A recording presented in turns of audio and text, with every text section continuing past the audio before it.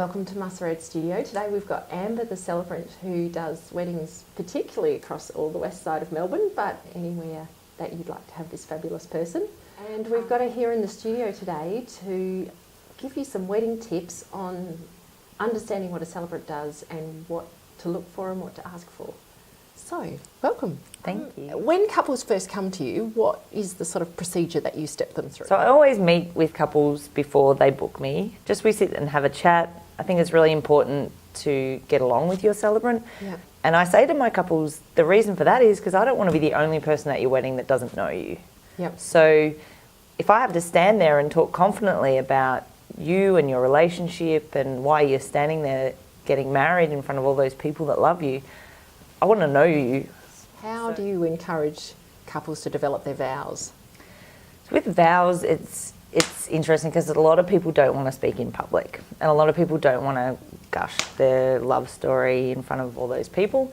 I give them, like I said, I've got an ideas booklet that they can read through and steal stuff from. I also say watch lots of romantic comedies. Like there's real Hollywood writers that write that stuff. Yeah. Or if you've got a favourite song or poem or a passage in a book that you'll read and you think, oh, that's exactly how I feel about that person. Your vows should be what you want to say.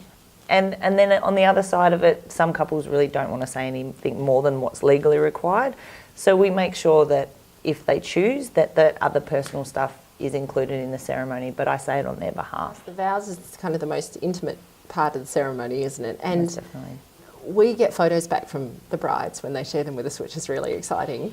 And the celebrant is often standing front and centre. Yeah. You get this beautiful bride and groom shot, they kiss, and right behind is the celebrant standing there. Do you stand right behind them for the... No, do you know where what? do you go and I why? have a Pinterest page of celebrants who ruin wedding photos. I have a whole board on it because it is actually a pet hate of mine. It's not my wedding and there's no reason for me to be in the middle of the photos. What's probably one of the most precious moments that you've had as a celebrant?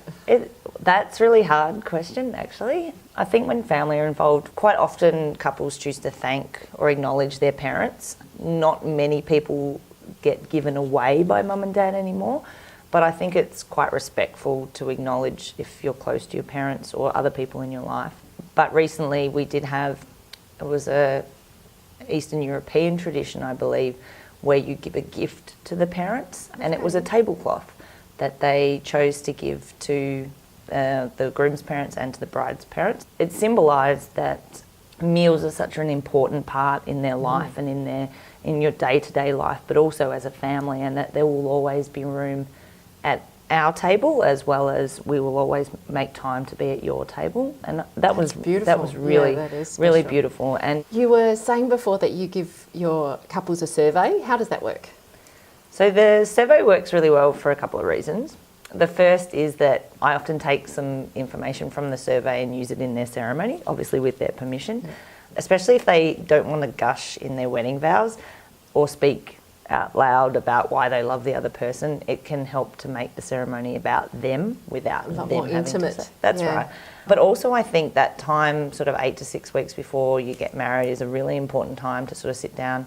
And one of the questions is, why are you getting married? And so often my brides and grooms come back to me after completing the survey and say, that was a really rewarding experience during all the fittings and the meetings and the deposits and the final payments and all the stress, and that's all the stuff that goes with having a wedding. Really important to go back and say, why am I getting married and why do I love that person? We are trying to draw the bride's personality out into the gown so that the gown reflects her style and her figure and what she feels, so that then she feels incredibly comfortable in the gown. That's why they're so unique, because we're all unique. That's right.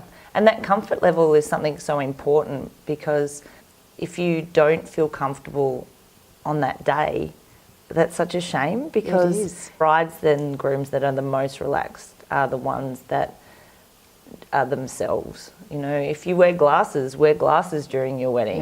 There's been a couple of times when brides have been walking towards me down the aisle and I'll look at the groom and think, heck, I hope that's her, because she looks way different than I've ever seen her look. And I just wonder why people don't want to be themselves on that day. Be yourself. Fantastic. Well, thank you for your time. No worries. Thank you for having me. I will put down in the show notes how to contact Amber the Celebrant if you'd like any details. We'd love to hear from you.